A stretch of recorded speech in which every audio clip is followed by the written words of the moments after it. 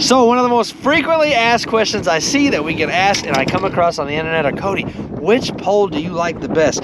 Well, as y'all know, I'm partial to Outlaw Crappie Poles. I have my 8'2", my 10-foot Pro SE, my 10'2" Pro SE, and even the Mac Daddy 14-foot pole. Today we're gonna put them to the test. I'm gonna give you my honest opinions. Me and Roger and Reel are gonna put them to the test, give y'all our honest opinions, that is, on Outlaw Crappie Poles. Guys, y'all stick around. So he's using the 8'2", I'm using the 8'2". There it is right there. 8'2", classic Outlaw.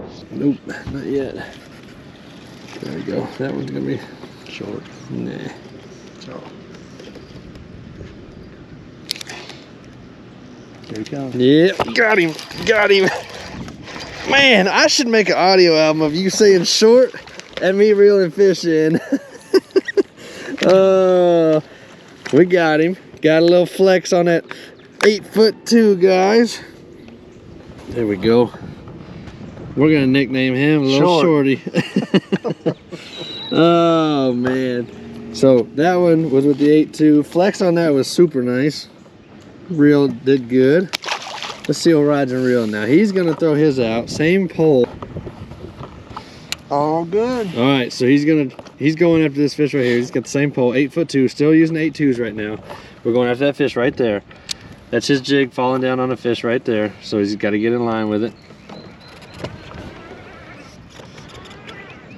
Going across it now. Oh yeah.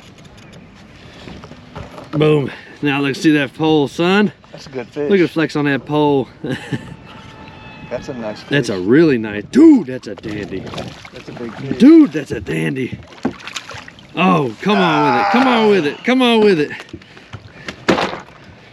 There you go. Man. Dude. Dude. That's a good one. That's a great fish. How long you think it is? 14 and a half. Let's get a measurement real quick. Unofficial measurement right here. Ready? Boop. 14 on the nose. That's a great fish. How'd that pole do? How'd you? Really good. Really good feel to it. Don't lie now. Tell us the truth. The bait was so light, but I felt the bite, so it's good. It's got a very sensitive tip on it. That thing right there. Yeah, I couldn't tell at first, but then he hit it. All right, got a floater right here at 24. So what I'm gonna do is pitch. Try to pitch out onto him. Good throw. There we go. Now I'm gonna come over the fish, guys. You know we always preach that. Over it. He turned. He turned. Over it, not under it. Here he comes. Here we go. Set that hook. Get that rod tip bent. Hey, bring the fish in. Bring that fish in. Whoop. All right. There we go. Uh-oh. Are we legally blind again? Little guy, but hey, it tightens the line. That's what you're trying to do, is tighten the line. So guys, one thing I want to highlight specifically with these 8'2" poles is they're very similar to bass fishing poles, and that bass fishing poles are usually 6 to 8 feet, right? So the cool thing about that is when you've got fish that are suspended at like 30, 35, 40 feet out, you can cast to them like normal, very easy. It's super easy to do what you normally do, just reach back, cast. You know, when we crappie fish, I pitch a lot.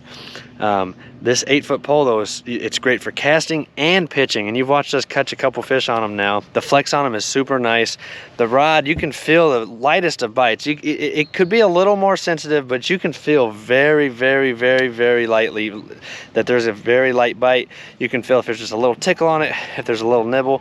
Obviously you can feel if they hammer it real hard. But the 8'2" is super good for stuff like this, or if you're like walking a bank or doing anything like that. I mean, look at his rod tip. Look at his rod tip right now, old Roger and Reel. I don't know what it is. It's Donkey City for him today. Donkey City for him today. See that? On the 8'2", right? 8'2". Yeah. So how was the bite? How was all that? So I pulled it across top of the brush pile and, you know, just floated it across top of the pile and pulled it in from the bottom of the lake. And yeah, it was good. Pole felt really good. You definitely feel the bite, very sensitive tip on it. So that being said about the 8'2", I'm gonna go ahead and switch to my 10'2" now. Since we've caught 4 or 5 of them on the 8'2s, I'm gonna talk about the 10'2" now. A little bit longer, a little bit more sensitive. Let's throw it on. Broke out that Pro SE 10-foot. SE stands for sensitive tip. So what that means, guys, is on these 10-foot rods, Outlaw has designed the pole and it has this yellow section at the end. They all have a yellow section, but this tip at the end, man, I'll tell you what, it is probably one of the more sensitive poles that I've ever used. You can feel a fish fart near your jig on the 10-foot Pro SE. Like I said, it's a little more sensitive than the regular 8.2 is, and we've gained 2 feet of distance on it. So if we need to kind of push back off a brush pile, dead stick over one, or pitch out to one, it's fantastic for that. It's fantastic for floating along these bank lines and just kind of reaching out and kind of dipping the jig around, trying to find fish that way. I'm gonna use it in a pitch and cast manner. Let's see if we can't deck flip a couple with it. Oh yeah, you got one chasing you? Oh, I came back right in time. Man, all I did was turn it. Hey, you better call the hey, you know what we call fish like that? You better call 6 1/4. You know why? Because that joker's going on the wall. You better call somebody. Magnum. Man, can I get your autograph? Nope. Boom, look at that thing. Oh, so I switched the 10-foot. He's got the 14-foot Mondo Grande. Look at this thing, guys. Are you kidding me? Look at this thing. What's your first thoughts on that 14-footer, sir? That's a long pole. That's a super long pole. So the idea behind longer poles is standoff. So he's gonna have now I have a 10-foot radius that I can reach out to, 10-foot 2 that I can reach out to. He's got a 14-foot radius that he can reach into now. And what that means is the noise from your trolling motor, the noise from the transducer, that stuff won't be as pertinent to catching the fish as it would be if you're fishing in close quarters. As y'all know, sonar puts off a pinging noise. The trolling motor just spins in the cradle and it makes a noise audibly under the water, and us simply walking around makes noise. So the idea is you get these longer poles, you create good standoff, and you can just kind of dead stick and dangle over these fish and pitch a little bit easier. These longer poles, I would suggest pitching with them more than casting. You can get away with casting the 10-foot, but like a 14, 16-footer, I wouldn't cast it. I would simply pitch with it just because of the length and just the way that they're built. The rod tip on a 14-foot is like incredibly light. So another tip for you is if you are using a 14-footer, set the hook like you mean it. Now, I normally don't say that when it comes to crappie fishing, but when it comes to a 14, 16-foot pole, set the hook like it owes you something. So he's dropping down on a fish right now. Let's spin around and see if we can't connect with one. So this is the method he uses right here. You can see there's a loop. He's holding the line in his left hand and pitching out with his right hand because he's got so much standoff, and he's falling down on the fish right there. Here we go. So see, there's that method. He's pulling it, and then he can just plop it out there right where he needs it to be. And we're falling on that fish, and you realize he hasn't opened that reel at all. All he's done is pitch. He's looking at it. The fish is following him now. Still following. There you go. What? Oh, he hit it? He hit it.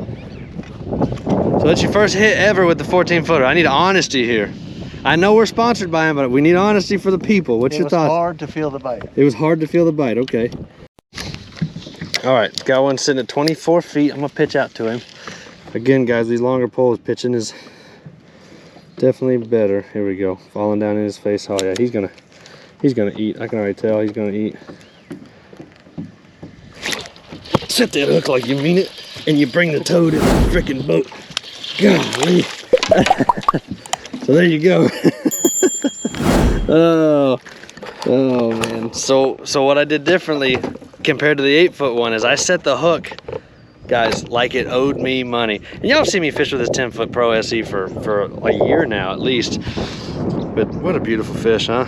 Great fish to catch on there. But again, I pitched because pitching's a little bit more advisable.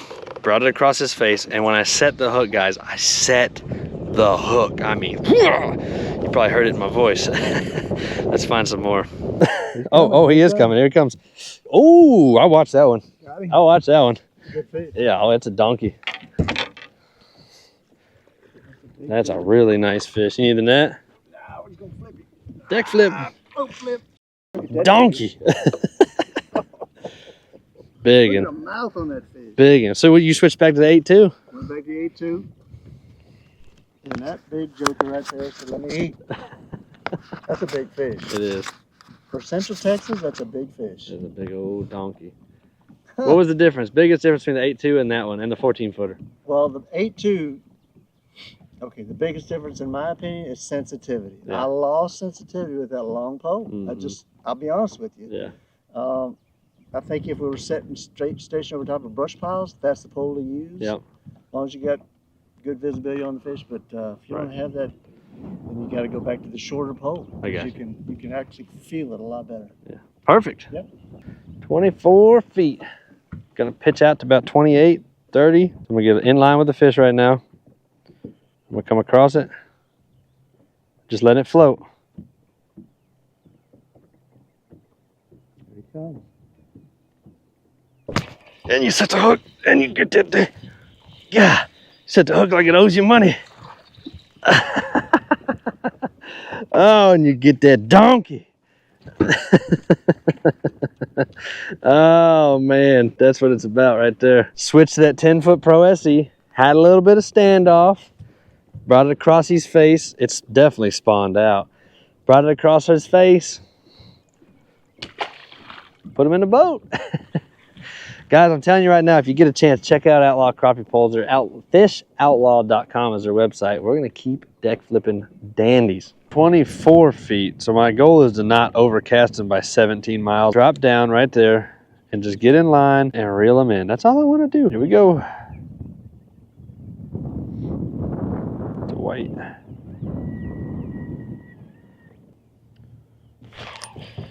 Oh, he hit it, but I set the hook like I owned it. When I meant white crappie, it was a white crappie. Put the 10-foot Pro SE to work. That was crazy. I honestly thought that was a white bass the way he was moving. Yeah, I did too. And then he came out from behind and wham, slammed it, dude. That is awesome. Man, that's awesome. Oh, shoot. Oh, you got Big Bertha. You got Big Bertha. Hold on, let me catch this fish real quick, guys. I'm going to watch Big Bertha put in that work. Oh, you got him. No? Ooh, I'd have bet you money you had that fish. Hold on, he's still with me. He is. I think he might have tickled me there. All right, let's get Big Bertha going. All right. Drop zone is 15 foot out. All the people want to see is a Big Bertha catch. That's all the people need in their life, is a Big Bertha deck flip. Like I say, there's a lot going on right now. There is. There is. So there's the brush pile, guys. I'm trying to catch that yeah, one. The top right one. The top there, one. I see it. Right there. Yep, I see it.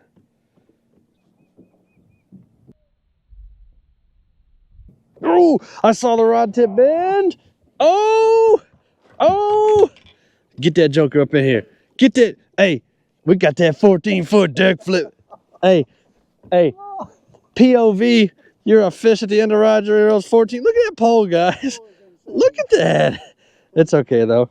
It's okay. Put him in the boat. I mean, hey, look, he said it was a short fish. We got to take a hike to get Roger and reel back his prize here. Here you go, sir. We had to walk from over there on the other bank. Okay, now give us, that you finally completed the circuit, give us your thoughts on that since you did the whole thing. It's got a great backbone to it, I'll tell you that. You still got to pay attention to get the bite.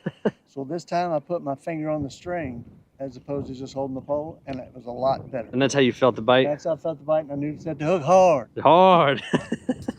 So there you have it, guys. We have completed the circuit, if you will. Started with 8.2s, deck flipped a handful, did fantastic. Again, some pros about the 8.2s. They cast very well like a bass fishing pole, and they pitch very well. Very, very well. Nice backbone, not as sensitive of a tip as other poles. 10-foot 2, you know, that one's great for pitching and casting, but pitching's probably preferred. It's got a real sensitive tip section, and again, that's the 10-foot Pro SE. Real sensitive tip section, really strong backbone with some really good give, though. I know it sounds weird, but it has a lot of give in it. But when you set that hook, you're gonna deck flip the fish, and then all the way up to the 14-footer, guys. Super, super, super, super, super sensitive tip, super flexible, but with a nice backbone on it, guys. And just remember, if you're using a 14-foot, set the hook like it owes you money, son. Hope the tips in this video helped. Hope this helps you pick out a fishing pole. Guys, we love Outlaw Crappie Poles, and it's not just because we're sponsored by them. They genuinely make a good product. We've used a lot of other brands before. And I promise you, there's gives and takes with all of them, but we have settled on Outlaw Crappie Poles, and we love them. We absolutely do. Check them out at fishoutlaw.com. I'll also link it down in the description box below so y'all can check it out. Again, fishoutlaw.com. Guys, I hope y'all enjoyed this video. I hope you picked something up. If you'd like this one, I think you'll like this one, and we will catch y'all on the next one. Peace.